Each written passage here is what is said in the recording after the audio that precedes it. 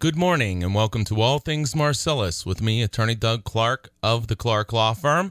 I am located at 1563 Main Street in Peckville, Pennsylvania, and I am here with you on this station every Sunday from 8 to 9 to bring you, the landowner, the valuable information that you need regarding natural gas development here in Pennsylvania.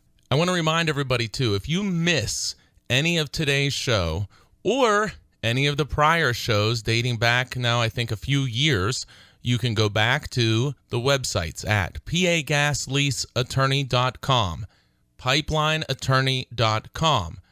Do yourself a favor, whether you're looking for representation or good information. Check out the websites, pagasleaseattorney.com, pipelineattorney.com. And, of course, you're looking for representation. Want to learn more what we do to see if we can help you, see if I can help you, give the office a call, 570-307-0702. That's 570-307-0702. You hear me talk a lot about these reviews and consultations. I'm telling you, they have proven to be such a valuable tool for landowners and gas right owners anywhere in Pennsylvania. Anyone who owns oil and gas rights in Pennsylvania, regardless of where you're located, I really encourage you, give us a buzz, learn about the review and consultation. Do it, please, before you sign anything.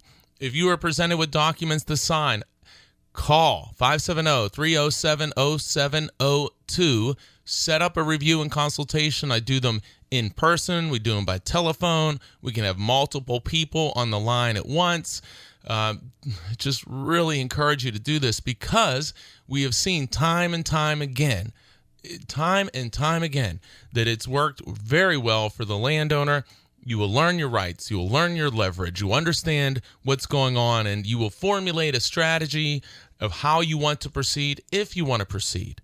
And you will have the tools necessary to proceed in a much better fashion. Whether it's anything, pipeline, gas lease, amendment, modification, unitization, even division orders. We're going to talk about division orders today. Give us a call. Get some information. 570-307-0702. I have clients who have in the past represented clients all across Pennsylvania, gas-producing areas, Washington County, Greene County, Armstrong, Allegheny, Westmoreland, Tioga, Potter, Elk, McKean. We can keep going. Wyoming, Bradford, Susquehanna, Wayne. Did I say Lycoming? Lycoming too. Hey, even Lackawanna, Luzerne, down Atlantic Sunrise, these pipeline projects, down towards Philadelphia, those areas. So regardless of where you're at, 570-307-0702. And one reason why may you decide to call the Clark Law Firm and me, Attorney Doug Clark, because you know that I have not. You know that I do not. And I hope you know that I will not represent oil and gas or pipeline companies. Never have, never will. Ever. I say it all the time. We want it on record. It is not going to happen. Never. So, okay, you're listening to All Things Marcellus with me, Attorney Doug Clark of the Clark Law Firm. I do represent people for oil and gas lease negotiations, amendments to gas leases, any documents, amendments, pipeline, water line, royalty deduction issues, unitization issues, claims and disputes against the gas company. More and more, we're getting calls, reviewing, evaluation, potential claims, lawsuits, claims where you unitized properly, where you paid properly, doing a lot of that work. So if you're in that situation, you think you have a problem, love to hear from you. We've had some really nice successes in the last year with people who had potential claims that we've agreed and said, hey, I think this is a very good claim. We've raised it and had some very nice successes over the past year.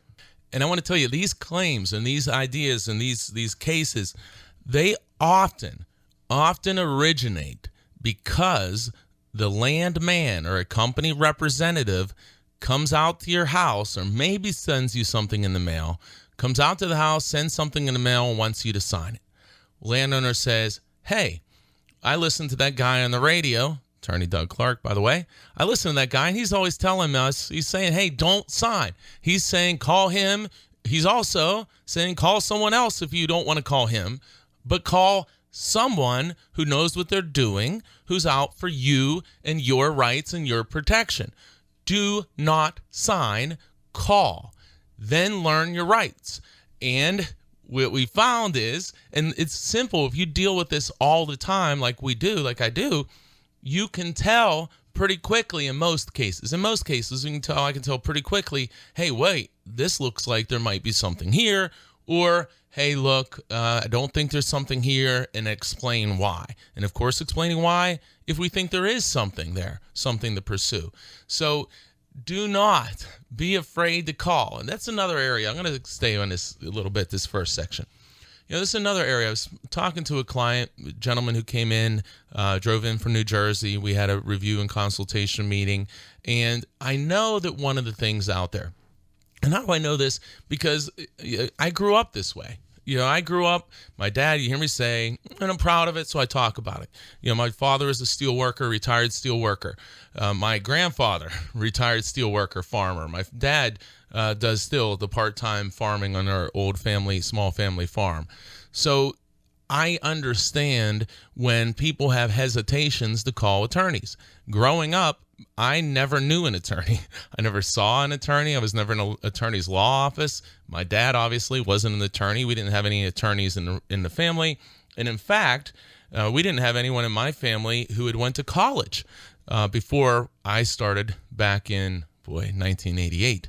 So I understand there's a hesitation a lot of times in saying, well, what's the attorney going to do for me? Why would I call? And of course, the company guys, they want to feed on that. The landmen do. Why?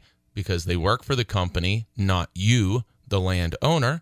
So they feed on the idea that a lot of people have hesitation to call an attorney. And sometimes, and it's a shame. And I'll tell you this, if a landman says this to you, you should call an attorney. And again, whether it's me or someone else, call. But saying, oh, you don't need an attorney. Oh, you don't need an attorney. Red flags should be everywhere. So if they invite you to call an attorney, and then there you go again. That should be a sign, hey, I better call an attorney. I guess this works out. But either way, you should call an attorney prior to signing anything. And you give us a call, we explain what we do, and you can decide, hey, I want to go ahead and follow through and do a little more, or, hey, these guys aren't right for me. I certainly think that we're right for, that can be right for almost anyone, but that's your decision. That's your decision. That's not my decision. So call, find out, say, hey, yeah, I want to follow up. We want to have a review and consultation, or say, you know what, this doesn't seem like the thing for me, but call us, call somebody. But do not have that hesitation in to the point, you can have a little hesitation, but don't let it block you. Don't be afraid to call. Learn, there's no cost in making a call. Learn what we do. See if we can help you. Because so many times people are afraid to call. People think, oh, what's the attorney going to do? What's that going to cost? And they don't call.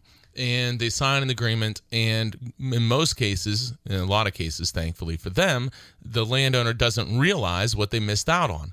But unfortunately, in many cases, they find out later whenever there is a second pipeline, whenever the well pad's expanding, whenever they're receiving royalties with deductions, whether they're receiving royalties based on affiliated sales, and all of these many loopholes in these various documents. You need to identify those, and when you have an attorney who's experienced, knows what they're doing, they can typically identify those, and they should very easily, so they can help you quickly and evaluate your case. So, not even case, your situation, I should say. So, it kills me to think that there are people who, listen to the show or not, but have this hesitation of saying, what would a lawyer do? What can I do? They can't do anything anyway. I've said this before. Virtually every single document I've ever worked on, and it's, thousands at this point, virtually every single one. I can't think of a case where we weren't able to improve the document in either by compensation increase, meaning more money, or by better language in the agreement. And boy, the worst case in very few times where we couldn't improve things, and I mean very few, I explained to the client, landowner, gas right owner, hey, here's the deal. Here's why we can't make it better. Here's what your leverage is, and here's what I would recommend or suggest that you do. And in those cases, there's very little work involved. So the landowner, maybe you spend an hour, maybe you spend 2 hours of time, and now you know. So for an hour or 2 hours of time, you have all your questions answered, and you know where you stand. But on the other side, you may find out, like the story I've told recently, a gentleman said, hey, guys want to change this map, and called us, and the payment went from about $15,000 to about $105,000. And if they didn't call, the payment would have been about $15,000. So call. That's the moral. Just call. And if you don't like what you hear, if it's not right for you, don't call again. But I'm pretty optimistic that I'm confident that I can help you. I'm confident I can help you. And in the worst case scenario, I'm confident that I can guide you and explain whatever you're presented and explain why you should or maybe shouldn't sign or negotiate and what your negotiation leverage is. Take advantage of that service. And I know this was all self-serving. Hey, here's the attorney. Call him. I'm telling you, I do these all the time. I never have somebody at the end of the call saying, oh my God, why did they do that? Never. Typically it is, hey, thanks so much. I got so much more out of this than I ever thought I would. So just learn some more. You can call us 570-307-0702. 570-307-0702. No matter what the project, what the agreement, what the issue, whether royalty, whether a unitization issue, no matter what it is, I do oil and gas work all across the state. We're thankfully very busy, but we want to be very busy. So reach out, give us a call. I want to hear from you. We want to try to help you in any way we can, and I'm very confident that I can help you. Again, you're listening to All Things Marcellus with me, Attorney Doug Clark of the Clark Law Firm. You can call the office, 570-307-0702, 570-307-0702. I'll be right back after this break. Welcome back to All Things Marcellus with me, Attorney Doug Clark of the Clark Law Firm. Don't forget, every Sunday, 8 to 9 a.m., you can join me right here in this station. And if you miss any of today's show, go to pagasleaseattorney.com. Go to pipelineattorney.com. You can listen to the show anytime at your leisure, as well as many prior shows. I want to say a quick hello to my old friend and continued friend, Jamal, who listens in Bangkok, Thailand. So there's no excuses. If you can listen in Bangkok, you can listen in Pennsylvania or anywhere, certainly in the United States. So if you can't join the show every week when it's on, go to pagasleaseattorney.com and pipelineattorney.com. Okay, let's jump into it here. So let's get into some substance here. So what I want to talk about today, I talk about when you get something in the mail to sign conveniently with the self-addressed stamped envelope, postage prepaid. Be careful. Understand what you're presented with and be careful. You may be surprised that I would recommend very, very strongly that if you receive something in the mail to sign, you should give us a call. And we can tell you that, hey, here's what it is. Maybe you want to schedule a review and consultation, or maybe this is something that we don't even recommend that you have a review and consultation about. Our goal is not to generate work that is unnecessary. My goal is to provide assistance, guidance, and representation to people who need it, and to do the best dang job that I can do, because I work for you. I work for you.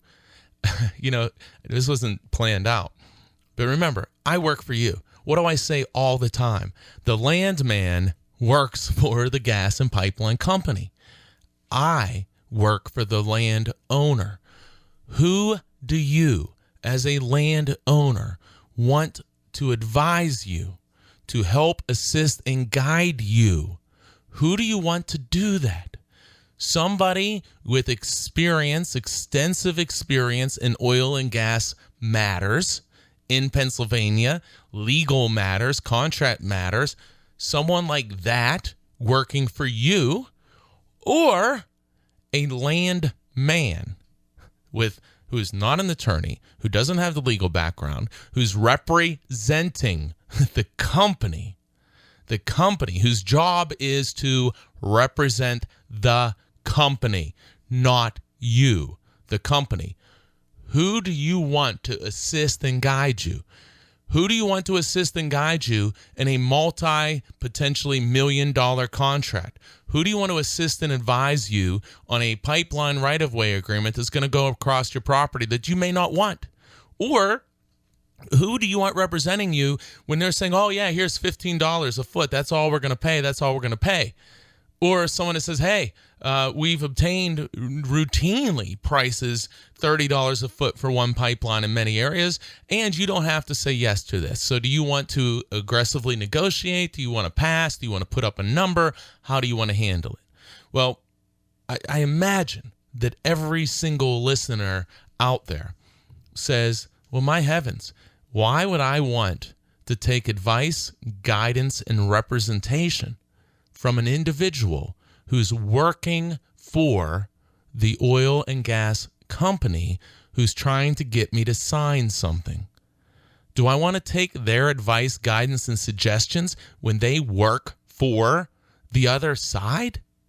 Or do I want to have somebody with experience, knowledge, who I know every day fights for people like me in my position, whose only goal is to make sure that I do as good as I can for myself, for my children, for my grandchildren? Do I want that guy or girl? Or do I want the guy or girl who has a stack of documents, who's going from house to house trying to get people to sign, who's representing the company, your adversary in this process? Who do you want? And clearly, if you think about it that way, there's no decision. But yet we still, every day, we still have landowners who maybe fall under the charm of the landman, say, oh, this guy is a really nice guy. Oh, he's all about the landowner. Well, if he's all about the landowner or she's all about the landowner, then he or she needs to get a new job, because their job isn't to protect the landowner. Their job is to represent their employer. That's what their job is, or their client. And so question is, hey, landman, who do you work for? And if they say, oh, I'm independent, or I work for this land service company, then the next question, who is your client? Who is your client? And that answer is going to be the oil and gas or pipeline company or other similar company. That right there, when you have that information in front of you, and you're going to sign a contract, and some of these contracts are hundreds of thousands, some into the millions, some of these contracts that after you sign and royalties start eventually, if they do, and as we assume in many cases they will, then they become multi-million-dollar contracts. So any mistake can be magnified unbelievably. So if you have a lease that allows for deductions versus one that doesn't, those can add up easily into the millions of dollars over time, depending upon your acreage and gas production and many other variables. But that happens. I mean, I had a client where their first check they sent me, there's between $100,000 and $200,000 in deductions alone. And so if at the time we were able to negotiate no deductions, and we could have done that, but the landowner didn't call, Well, 1 month, $1,000. All right, well, what is a year? I mean, it's 100,000. What if it's a year? That's 1.2 million. And this is, again, being conservative. So let's go 10 million, or the 10 years. What do we got now? 12 million plus. And this was more than 100,000 in the month. Now, look, I'm not saying these are exact numbers, but what my point is to illustrate, and this obviously doesn't happen all the time either, but to illustrate that these kind of things occur. And good advice for you specifically, not for your neighbor, not for the community, but for you and your individual situation, because every individual is in a different situation. Even if you have the same exact gas lease, you're in a different situation than your neighbor. You have different acreage. You're in a different life circumstance. Maybe upfront money is more important than future money. Maybe deductions aren't so important to you. Maybe. There's many variables. Maybe you're about to retire or you have kids going to school. There are so many different variables that we need to look at. Also, maybe because of the way the pipeline, for example, is positioned on your property, you can simply say no versus what the neighbor who maybe the pipeline's going to the well site in their property and they don't have the same authority or same power. Another thing, just quick while I'm on this, mutual consent not to be unreasonably withheld. Very common term in leases regarding location of pipelines, roadways, pad sites. Everybody, pay close attention to this. If you have been told by a gas or pipeline company, the landman, or a company representative, that you are being unreasonable, that you're being unreasonable in your demands, call my office or someone who knows what they're doing. If you're hearing that word, that you're being, quote, unreasonable, end of quote, call us 570-307-0702. Get at least the evaluation consultation and find out what your rights are, because that's a signal that you may have some issues and you need to understand how you handle those issues. So if you're told you're being unreasonable in your demands, give us a call, see if we can help you out. 570-307-0702. You're listening to All Things Marcellus with me, Attorney Doug Clark of the Clark Law Firm, where you can join me every Sunday right here on this station. Every Sunday, 8 to 9 a.m. And check out the prior radio shows on pagasleaseattorney.com, pipelineattorney.com. Let's get informed. Let's get educated. Let's learn what we have for rights, and let's maximize our leverage and rights. All right, let me, again, switch gears. So, okay, we'll set this up for the back half here of the show. What we're going to talk about is, I've already talked about in other shows recently, when people get documents sent in the mail, put the pen down, call. Now, here's an example too. And I got to tell you, this kind of fires me up a bit. Sometimes that happens. But no, it fires me up a bit because somebody recently sent me in a division order that was provided to them by Shell, and these people were located in Tioga County. But this, again, just because this is a Shell division order, these same concepts apply all across Pennsylvania and any company. We also can learn lessons as to, when we listen to the show, as to what companies do and how they operate to try to better their positions. And again, it's okay. It is okay. Their job is to make as much money as they can for the shareholders. That's their job. We are smart. We know their job.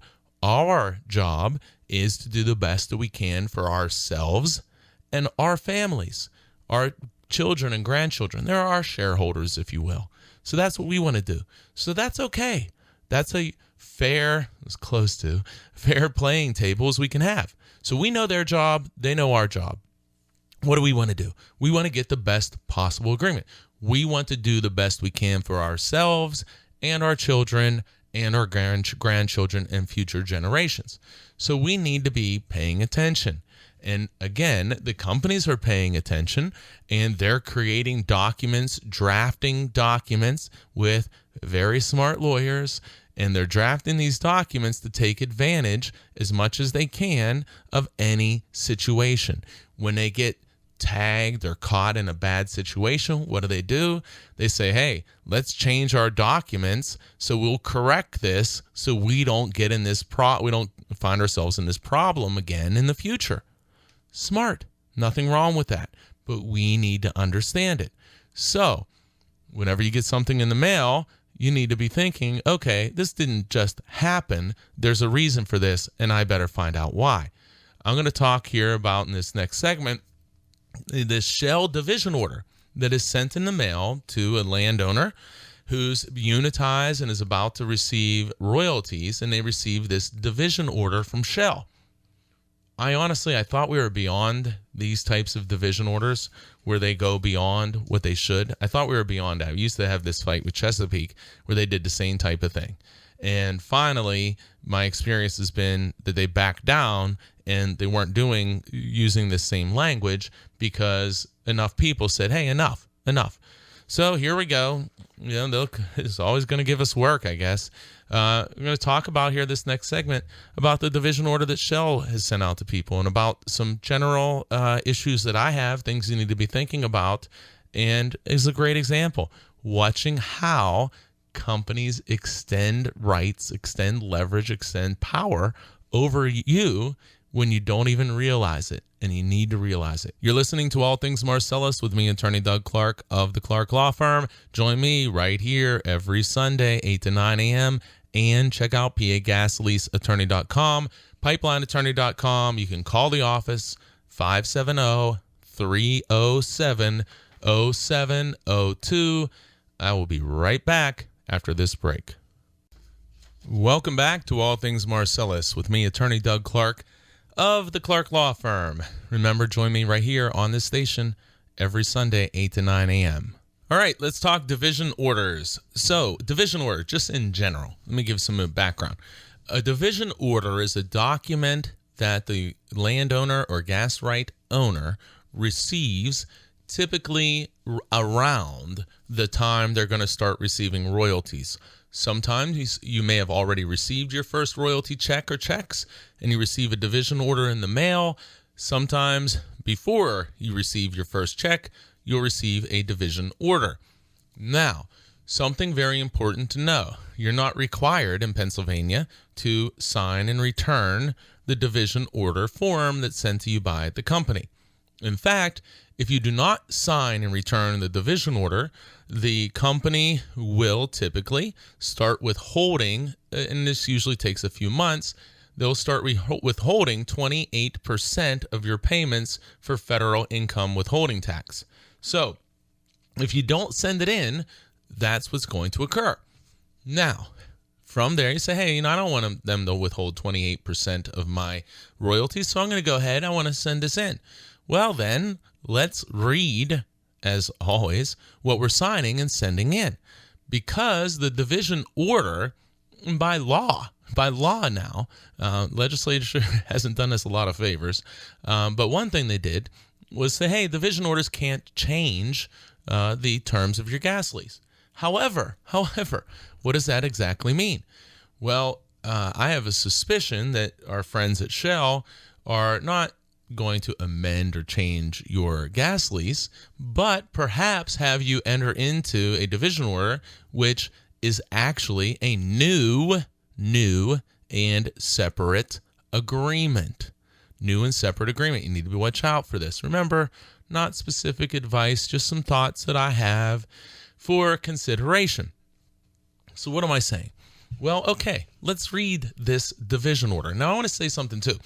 There are, every company will send a landowner a division order, and that's to determine what is your interest in the gas production from the unit in which your property is included. And it may be multiple units. And you would receive division orders from each company who is going to be paying you royalties. Now, division order, It's a document. Okay, so I don't want you to have some, what in the world is this order? This sounds pretty fancy. No, it's a document. It's a document, typically 1 page. And what it does is, the basic purpose of this document is to set forth what your interest is in future production in that unit and from wells drilled in that unit. And really what you look at is there's a mathematical formula which determines what is called your decimal interest, which is your interest in the production. So there's a mathematical formula that you use to determine your decimal interest. And it sounds hard when you're hearing it on the radio, but if you were writing this down, or you go back to pagasleaseattorney.com or pipelineattorney.com and re-listen to the show, take some notes, here's how you determine your decimal interest. You take your acreage in the unit, and say, let's pretend that's 50 acres.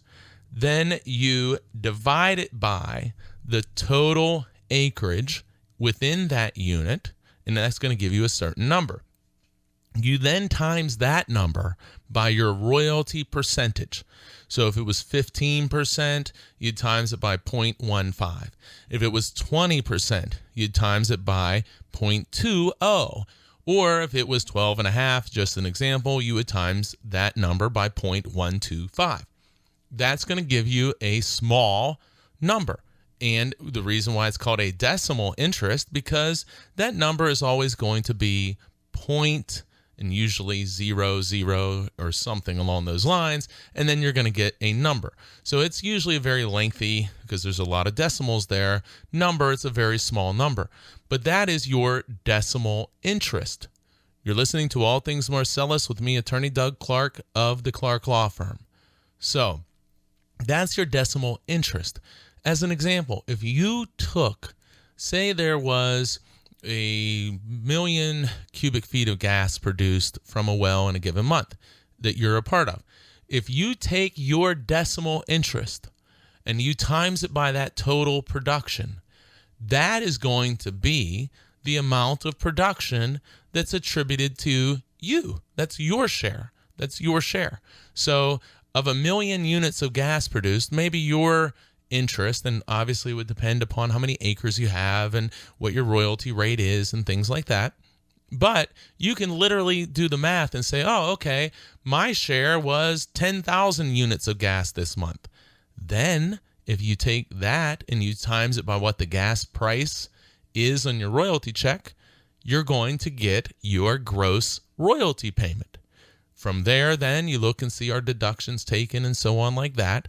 But decimal interest is a very important number. You must make sure that that number is correct, because if it's incorrect, you could be being paid incorrectly for a very long time. And if it's incorrectly being paid and you're losing money, you could lose a lot of money and never know it. If it's incorrect and you're getting extra money, you may say, oh, that's great, they didn't know, I'm not going to tell anyone. Well, if they do catch it, then you're going to end up having to pay them back. So I'm a pretty big believer in, let's make sure that you're getting paid properly. Either way, it scares me if you're being paid improperly and then all of a sudden you may owe $100,000, $200,000, $300,000, and maybe you don't have that money to pay back. And what if the company starts knocking on the door and say, we want our money back? So I like to make sure we're getting paid properly. And also, at least to make sure you're not being underpaid. So again, we're talking about division orders. So you take your acreage in the unit, you divide it by the total number of acres in the unit. We'll say you owe 50, divided by, we'll pretend it's a 600 acre unit. That's going to give you a number. You times that by your royalty rate, and that's your decimal interest. Won't go deep on this, but if you get multiple companies involved, that becomes much more complicated, but you need to make sure that you're getting the correct decimal interest. And in my opinion, that is the primary, almost solely reason that you need to review, sign, or send back. I should take back sign. You want to confirm that number with the company. And the second big reason is, and again, not to sign, but to address this, the second big issue is you want to provide your social security number or your EIN number of your business, or your trust, or your LLC to make sure that you're not going to have these taxes withheld, which most people don't want to do. So to me, on our side, here's the purpose of a division order. Make sure our decimal interest is correct, which is critical, and to provide the company with your social security number and or EIN number to make sure you're not going to be having taxes withheld, because most people don't want that. You're listening to All Things Marcellus with me, Attorney Doug Clark of the Clark Law Firm. So, all right. So let's talk about this shell division order. My two purposes: give them our social security and EIN so we don't have taxes withheld. Confirm our decimal interest. Everything else we have our contract with the lease. So one thing, not specific advice for anyone, but I'll say this. If I got a division order from Shell, what I would do most likely is check my decimal interest, make sure it's all correct, and I would probably respond to the company. I certainly, Doug Clark, would never sign this division order, and that's presented to me, and I would send it back and say, hey, enclosed, please find a W-9 tax form with my social security number or EIN number, and please also allow this to verify that I do confirm that my decimal interest is, and then I would write down my decimal interest. Please be advised I won't be returning the executed division order, as it's not required under Pennsylvania law, and if you have any issues, questions, concerns, give me a call. Now, again, hypothetical, wouldn't word it maybe exactly like that, but probably pretty close if that was me. So just know that, again, not specific legal advice, but let's just say I don't believe you have any requirement to sign and return that division order, and I, myself, would not do it. Absolutely would not. And we did the same thing with Chesapeake years ago. And why did we do it? Because the division order went far beyond asking for the decimal interest and confirming the decimal interest. Went far beyond that. Went far beyond asking for your social security number or your EIN number so not to pay taxes. No, it went well beyond that. And sure enough, here we go. Shell division order, in my opinion, far beyond where it should go. And in my opinion, if this were sent to me, I wouldn't sign it. But again, I'm not telling you as a listener not to sign. I'm not telling you any specific advice. I want to make you think. I'm going to get you thinking. And if you have questions, you want to talk about it, give us a call or call someone. So, okay, this is going to be a good time. Because I want to talk about the actual language. I'm going to save that to the last segment. So let's break this segment off here. You're listening to All Things Marcellus with me, Attorney Doug Clark of the Clark Law Firm. Join me every Sunday from 8 to 9 a.m. right here on this station. When I get back, I'm going to talk about language in this division order that I have a big problem with, that I have a really, really big problem with. I'll be right back. Remember, you can always call us 570-307-0702. Stay tuned. I have a suspicion there's a very important message coming here in this break. I'll be right back. Welcome back to All Things Marcellus with me, Attorney Doug Clark of the Clark Law Firm. We're going to jump right into it here in the final segment. We are talking about a division order.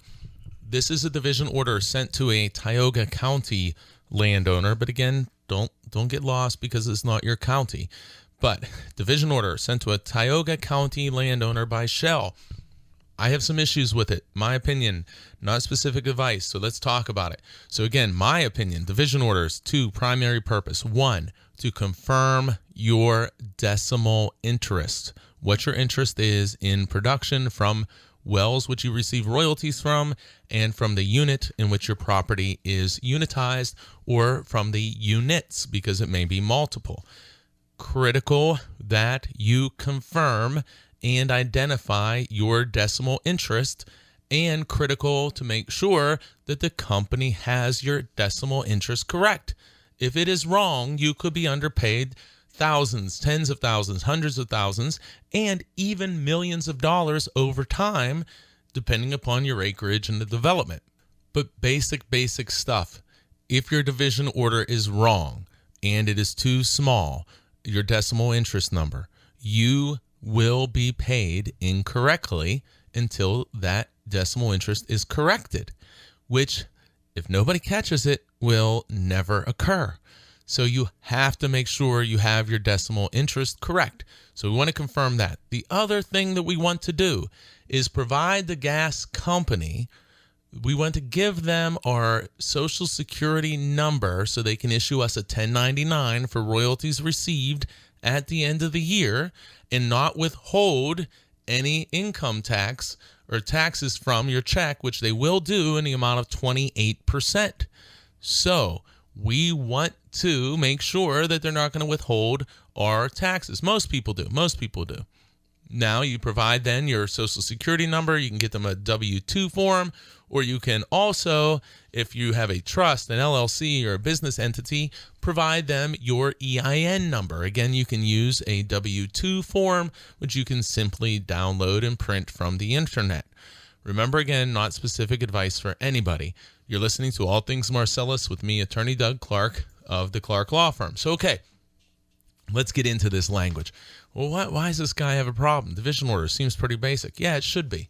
It should be. And in fact, many companies send you, the landowner, what is called the model form, the model division order form. But then some companies, that's not good enough. They have to keep trying to take. So, okay, let's read some of this. So I'm going to go paraphrase through or go quickly through some and slow down on some others. So this is division order from Shell Western, P.O. Box 576, Houston, Texas. Identifies the landowner, identifies the effective date as first production, then goes on to say that effective date of first production until further notice, subject to the conditions, covenants, and directions hereof, you are authorized to receive and purchase such oil to give credit for such oil and for such proceeds derived from the sale of gas set forth in the division order. Seems a little weird. Seems a little weird. We'll let that go. Next, because we don't have time to do everything here. But think about that. You are authorized to receive and to purchase such oil and to give credit for such oil and for such proceeds derived from the sale of gas as set forth in the division order. Next. All capitals. These first two words, please pay close attention to. First two words, all capitals.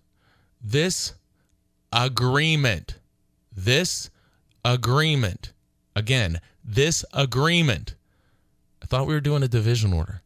This agreement does not amend any lease or operating agreement between the interest owner and the lessee or operator or any other contracts for the purchase of oil and gas. Okay, couple things. Look, we like that it says it doesn't amend the gas lease because by law you aren't allowed to do that. You aren't allowed. But I'll tell you what I don't like. What I, Doug Clark, don't like is the idea that we're calling this an agreement. An agreement. This agreement means what? It's its own separate agreement. That's how I take it. That when I sign this, I'm entering into another agreement with the company. I am not simply confirming my decimal interest, which I want to do. I am not simply providing my Social Security number or my EIN number so I don't have 28% of my royalties withheld for tax purposes. No. Under this, I am apparently entering into a new agreement. Me, Doug Clark, again, not advice to anybody, I'm not doing that. Okay, the following provisions apply to each owner who executes the agreement. Who executes what? This agreement. Again, the following provisions apply to each owner who executes what? This agreement. This agreement. All right. Next, terms of sale. Terms of sale. I thought this is the division order. Terms of sale. I don't know if I'm going to read all this because I'll quick. The undersigned will be paid in accordance with the division interest as shown. Payor, being company or person paying or entity paying royalties, shall pay all parties the price agreed to by the operator for oil to be sold pursuant to the division order. Purchaser shall compute quantity and make corrections for gravity and temperature and make deductions for impurities. Goes on. The payor, person paying, company paying royalties, shall pay all parties for gas and or liquid hydrocarbons based on the price provisions set forth in the contract for purchase of such gas and or liquid hydrocarbons by the purchaser. It's a purchaser of gas. Again, wow, getting pretty involved here. Next provision deals with payment. Again, I'm not going to go too far into this because I'm running out of time and there's some things that I really want to talk about. But we'll say at the end, the last sentence says that the payee agrees to refund. So you agree to refund the payor for any amounts attributable to an interest or part of an interest that you, the payee, does not own.